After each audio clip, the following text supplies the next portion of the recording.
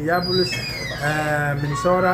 go-aan cadu ku qaatay in tuulada hadda noo soo noqdo. Miya hadda intaasna dharbaaxadeedii qaadatay tuulo kama imaane magaalo weyn oo soo laga marti ku ahay waxaan ka imid Utah waxaan ku faraxsanahay maanta inaan si kaliisa u kulanno boqorada. Assalaamu calaykum maanta waxaan la joogaa boqoradeennii waxaan la joogaa. Assalaamu calaykum waa wariyihii weynaa waa Bashiir waxa weeyaan meelo badan baad ku aragteen ummadda Soomaaliyeed uu shaqeynay waa nin qaran soo dhawow baan ku leenahay waa marti noogu yahay magaalada Minnesota soo dhawow walaalkay. waa dhawaay walaashay Minnesota marti ku ahay waxaan ka imid Utah waxaan ku faraxsanahay maanta inaan si kaliisa u kulanno boqorada fanka boqorada fanaanadeena Hodan Cabdiraxmaan wax badan aan fiirsaday laakiin it's my first time I meet her here in Minneapolis, Minnesota. go-aan cadu ku qaatay in tuulada hadda noo soo noqdo. Miya hadda intaasna dharbaaxadeedii qaadatay tuulo kama imaane magaalo weyn oo soo laga deganaa jiray.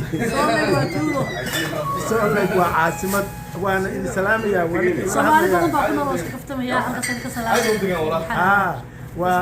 وصحفي بشير حاشي هذا بشير حاشي waxaan ku leeyahay walaal horta soo dhawow ku soo dhawow magaaladeeda waxaan ku leeyahay wax badan oo Soomaaliyeed soo shaqeysay wax badan baan ka dhageysanay idaacadaha iyo maxay heedan niisyada adigoo soo qoray oo war xaqiiqo soo gudbinaya markasta ninka wax ku taqaanaa runta Soomaaliyeed maxay la socda anaga socda waana ma santii war badan ugu jiro qeyra idin rajaynaa Soomaaliyeed